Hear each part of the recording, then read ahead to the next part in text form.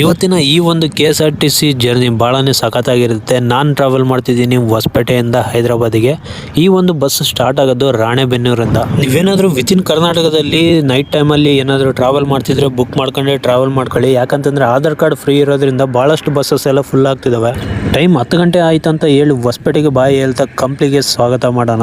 ಇದೇನು ನೋಡ್ತಿದ್ರೆ ಇದು ಕಂಪ್ಲಿ ಹಳೆ ಬಸ್ ಸ್ಟ್ಯಾಂಡ್. ಇಲ್ಲಿ ಕೆಲವೊಂದು ಪ್ಯಾಸೆಂಜರ್ನ ಪಿಕಪ್ ಡ್ರಾಪ್ ಮಾಡ್ಕೊಂಡು ಇಲ್ಲಿಂದ ನೆಕ್ಸ್ಟ್ ನಮ್ಮ ಪಯಣ ಗಂಗಾವತಿ ಕಡೆಗೆ. ಗಂಗಾವತಿಗೆ ಎಂಟ್ರಿ ಕೊಡ್ತಿದ್ದಂಗೆ ವಿಜಯಾನಂದ ಟ್ರಾವೆಲ್ಸ್ ಬಸ್ಸು ಹೈದರಾಬಾದಿಗೆ ಹೋಗ್ತಿತ್ತು. ಅದನ್ನು ನೋಡ್ಕೊಂಡು ಗಂಗಾವತಿ ಬಸ್ ಸ್ಟ್ಯಾಂಡಲ್ಲಿ ಹೋಗಿ ನೋಡಿದರೆ ದಾಂಡೇಲಿ ಬಸ್ ಇತ್ತು. ಇದು ದಾಂಡೇಲಿಯಿಂದ ಶಕ್ತಿನಗರಕ್ಕೆ ಇರುವಂಥ ಬಸ್ಸು. ದಾಂಡೇಲಿಯಿಂದ 5 ಸ್ಟಾರ್ಟ್ ಆಗುತ್ತೆ ಈವ್ನಿಂಗ್. ಬೆಳಿಗ್ಗೆ 4 ಶಕ್ತಿನಗರಕ್ಕೆ ಹೋಗುತ್ತೆ ವಯಾ ಕೊಪ್ಪಳ್ ಗಂಗಾವತಿ. ಹುಬ್ಳಿ ಸೈಡ್ ಹೋಗೋ ಕನೆಕ್ಟಿವಿಟಿ ಹೇಳ್ತಿದ್ದೀನಿ ನಿಮಗೆ, ಹೊಸಪೇಟೆ ರೂಟ್ ಬರಲ್ಲ ಅಂತ. ಗಂಗಾವತಿಯಲ್ಲಿ ಪಿಕಪ್ ಡ್ರಾಪ್ ಆದಮೇಲೆ ನೆಕ್ಸ್ಟ್ ನಮ್ಮ ಪಯಣ ಸಿನ್ನೂರು ಕಡೆಗೆ. ನಿಮಗೆ ಸ್ವಲ್ಪ ಡೌಟ್ ಇರ್ಬೋದು, ರಾಣೆಬೆನ್ನೂರಿಂದ ಹೈದರಾಬಾದಿಗೆ ಒಬ್ಬರೇ ಡ್ರೈವರ್ ಇರ್ತಾರಂತ. ಇಲ್ಲ, 2 ಡ್ರೈವರ್ ಇರ್ತಾರೆ, ಒಬ್ಬರು ಕಂಡಕ್ಟರ್ ಇರ್ತಾರೆ.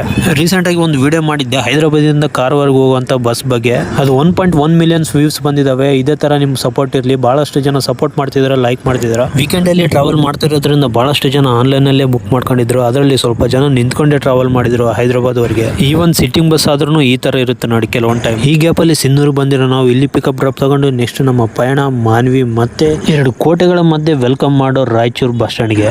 ಇಲ್ಲಿ ಸ್ವಲ್ಪ ಹೊತ್ತು ಬ್ರೇಕ್ ತಗೊಂಡು ಆಮೇಲೆ ಇಲ್ಲಿ ಮಲ್ಕೊಂಡಿದ್ದು ನಾನು ಡೈರೆಕ್ಟಾಗಿ ಎತ್ತಿದ್ದು ಹೈದರಾಬಾದಲ್ಲಿ. ಇದೇ ಥರ ವಿಡಿಯೋಸ್ ನಿಮ್ಮ ಮುಂದೆ ಬರ್ತಿರ್ತವೆ. ವಿಡಿಯೋ ಇಷ್ಟ ಆಗಿದ್ರೆ ಲೈಕ್ ಮಾಡ್ಕೊಳ್ಳಿ. ನೆಕ್ಸ್ಟ್ ವಿಡಿಯೋದಲ್ಲಿ ಸಿಗ್ತೀನಿ. Take care.